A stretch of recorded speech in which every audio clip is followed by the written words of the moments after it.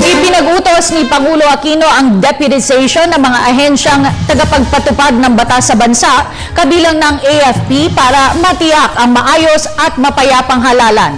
Ang kautusan ay nakapaloob sa Memorandum Order No. 52. Ang kabuang ulat mula kay Rocky Ignacio. Live, Rocky? Yes, maraming salamat, Kati. Pinatitiyak nga ni Pangulo Aquino ang pagkakaroon ng malinis at mapayapang halalan sa Mayo. Kasunod nito, Pangulo Aquino ang pagpapalakas pa ng defense capabilities sa isinagawang change of command sa Philippine Army. Ipinag-utos si Pangulo Aquino sa law enforcement at iba pang kinauukulang ahensya ng gobyerno kasama ang Armed Forces of the Philippines na tiyakin ang pagkakaroon ng mapayapa, maayos at tapat na halalan sa Mayo. Nakapalab ito sa ipinalabas sa Memorandum Order 52 mula sa tanggapan ni Executive Secretary Paquito Ochoa Jr. Nakasaad sa Resolution No.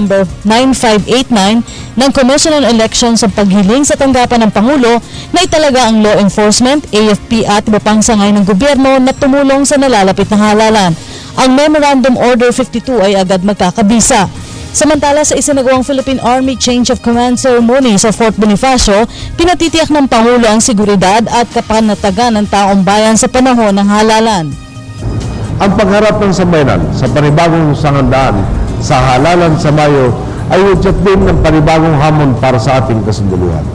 Habang kaliwat kanan ang pagbuhos ng mga patalastas at ang paminsan-minsan pagtatagisan bila ng mga kandidatong nangangampanya, tungkulin ng ating mga anong mapanatili ang kapanatagan sa ating taong bayan. Ibig sabihin, mula sa pagkilati sila sa mga kandidato hanggang sa pumasok sila sa mga presinto at pumili sa mga balota, kailangan seguridad at hindi sindak.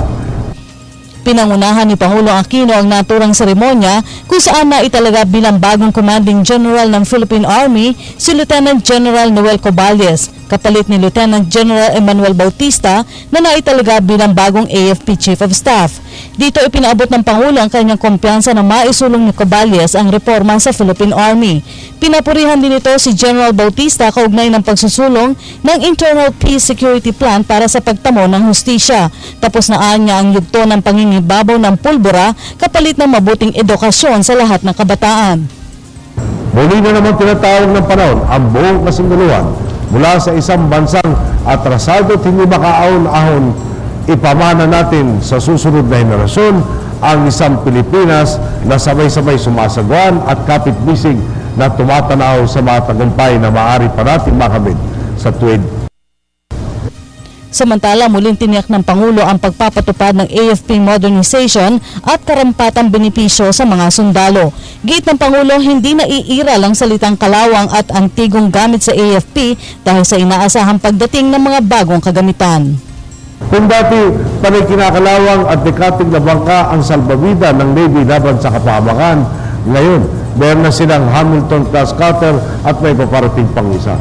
Kung dati literal na hangin lang ang inaasahan ng Air Force, ngayon nagsisilip lapagan na ang mga bagong sasakyang panghipupuwi. Kung dati mga antigo at pupungak-pungak na truck ang sasakyan ng Army, ngayon ay meron na kayong mabilis at mas makabagong mga truck at ambulansya, isama pa ang mas dekalibring armas.